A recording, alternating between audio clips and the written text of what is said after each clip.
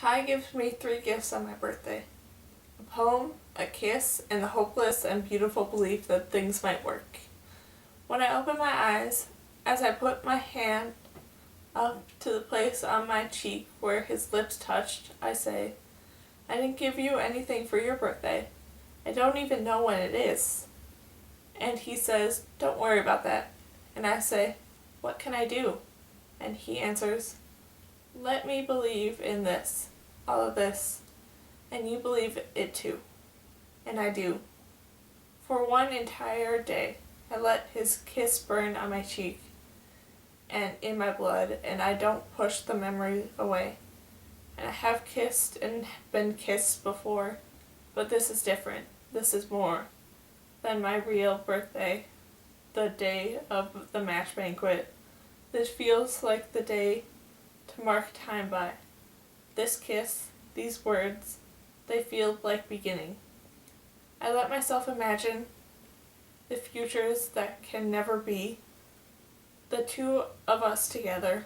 Even when I sort later that day, I keep my mind on the task at hand, but pretending each number sorted is a code, a message by Kai, that I will keep our secret. I will keep us safe. I won't reveal a thing. Each sort I perform correctly. Keep attention away from us.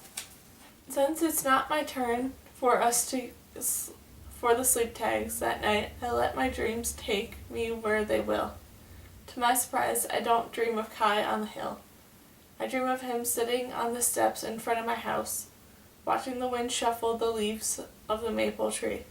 I dream of him taking me to the private dining hall and pulling my chair out, bending me so close to me that even the pretend candles flutter in his presence.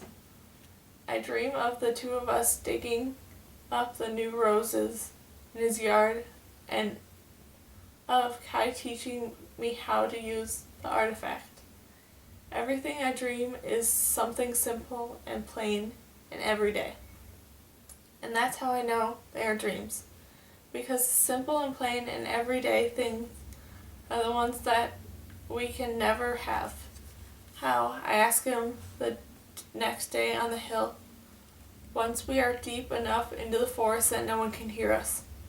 How can we believe this might work?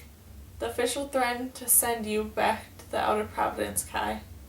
Kai doesn't answer for a moment. And I feel as though I've yelled, when really I've kept my voice as low as possible.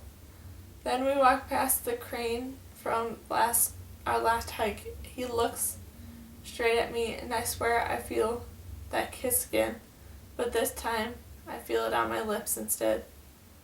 "Have you ever heard of the prisoner's dilemma?" Kai asked me.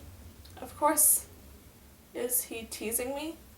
It's a game you played against Xander. We've all played it before. No, not the game. Society changed the game. I mean the theory behind it. I don't know what he's talking about. I guess not. If two people commit a crime together, are caught, and then separated and interrogated, what happens? I'm still lost. I don't know what. That's their dilemma. Do they tell on each other in hopes that the official will go easy on them, a plea bargain, or do they refuse to say anything that would betray their partner? Best scenario is that both say nothing, then they can both be safe. We stop near a group of fallen trees. Safe, I say? Kai nods. But that never happens. Why not? Because one prisoner will almost always betray the other. They'll tell what they know and get a break. I think I know what he's asking me. I'm getting better at reading his eyes, at knowing his thoughts. Perhaps it comes from knowing his story, from finally knowing more of him. I hand him a red cloth, and neither of us try anymore not to let our fingers touch, come together, cling before letting go. Kai continues. But in the perfect scenario, neither would say anything. And you think we can do that? We'll never be safe, Kai says, brushing my face with his hand. I finally understand that, but I trust you. We'll keep each other as safe as we can for as long as we can. Which means that our kiss have to stay promises left like his first kiss, soft on my cheek. Our lips do not meet, not yet. For once we do that, the infraction will have been committed. The society will be betrayed. So will Alexander. We both know this. How much time can we steal from them, from ourselves? Because I can see in his eyes that he wants that kiss as much as I do. There are other parts to our lives, many hours of work for Kai, sorting, and the second school for me. But when I look back, I know those moments won't be remembered the way I remember every detail of those days with Kai hiking on the hill. Except one memory of the stained Saturday night at the showing theater where Alexander holds my hand and Kai acts as though nothing is different. There is a terrible moment at the end of the lights go up and I see the officials from the green space looking around. And she meets my eyes and sees my hand in Alexander's. She looks at me and gives me a teeny smile and disappears. I glance over at Alexander after she's gone, and an ache of longing goes through me. An ache so deep and real that I still feel it later. When I think about that night, the longing isn't for Alexander, it's for the way things used to be between us. No secrets, no complications. But still, though I feel guilty about Alexander, though I worry for him, those days belong to Kai, to me, to learning more stories and writing more letters. Sometimes Kai asks me if I'm remembering things. Remember Bram's first day of school? He asked me one day as we moved fast through the forest to make up for all the time we spent writing earlier on the hike. Of course, I say, breathless, from hurrying and from thinking about his hands on mine. Bram wanted to stay home. He caused a scene at the air train stop. Everyone remembers that. Children start first school in autumn after they turn 6. It's supposed to be an important rite of passage, a prequel to the banquet to come. And at the end of the first successful day, the children bring a small cake home to eat after dinner, along with a tangle of brightly colored balloons. And I don't know which Bram was more excited about, the cake, which we rarely so have, or the balloons, which are unique to the occasion of the first day. That was also the day he went to receive his reader and scribe, but Bram didn't care one bit about that part. When the time came to board the train to first school, Bram wanted to go on. I don't want to go, he said. I'll stay here instead. It was morning, and the station brimmed with people leaving for work and school. Heads turned to look at us as Bram refused to board the air train with my parents. My father looked worried, and my mother took it in stride. Don't worry, she said to me. The officials in charge of his preschool care center warned me this might happen. They predicted he might be a little trouble with this milestone. Then she knelt down next to him and told him, "Let's get on the air train, Bram. Remember the balloons? Remember the cake?" "I don't want them." And then, in everyone's surprise, he began to cry. Bram never cried, not even back when he was very small. All this confidence left my mother's face, and she put her arms around him and held him tight. Bram is the second child she thought she might never have. After having me quickly and easily, it took her years to become pregnant with him, and he was born weeks before her 31st birthday, the cutoff age for having children. We all feel lucky to have Bram, but my mother especially. I know the crying kept up much longer. We'd been in trouble. Back then, the officials assigned to watch out for problems lived on each street. So I said loudly to Bram, "Too bad for you. No reader, no scribe. You'll never know how to write, you'll never know how to read."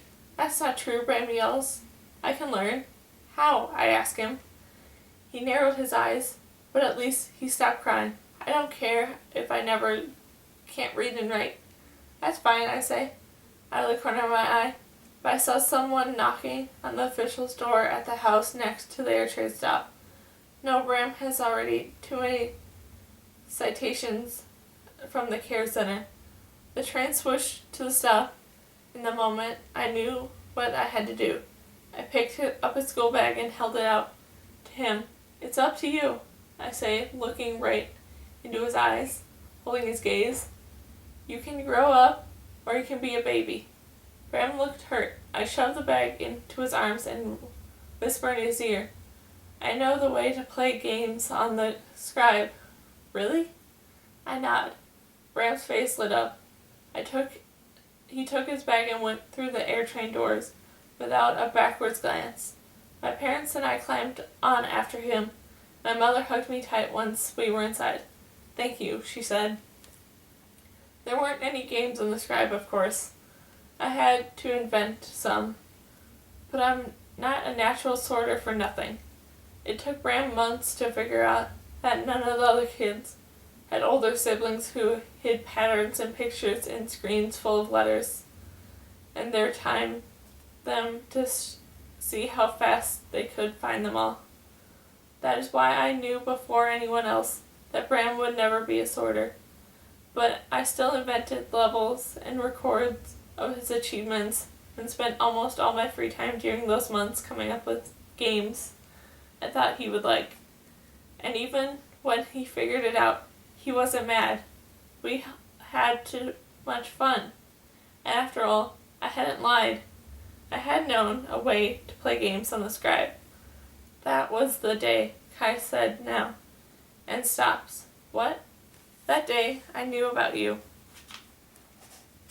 "Why?" I say, feeling hurt somehow. "Because you could see I followed the rules? Made my brother follow them too?"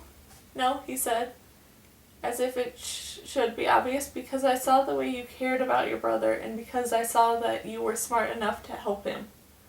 He smiles at me.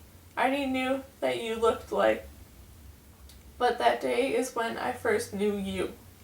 "Oh," I say. "What about me?" he asks. "What do you mean? When did you first see me?" For some reason, I can't tell him. I can't tell him that his face on the screen the morning of my match banquet. The mistake that made me first begin to think of him this way. I can't tell him that. I didn't see him until they told me to look. On the top of the first hill, I insisted. I wish I didn't have to tell him the lie. He knows more of my truth than anyone else in the world. Later that night, I realized Kai did not give me any more story. I did not ask. Perhaps it's because now we live in his story, and now I'm part of it, his, and he's part of mine. We are right together sometimes. Feels like we're the part that matters. But still, the question haunts me. What happens when the officials took him away from the sun and the red and the low in the sky?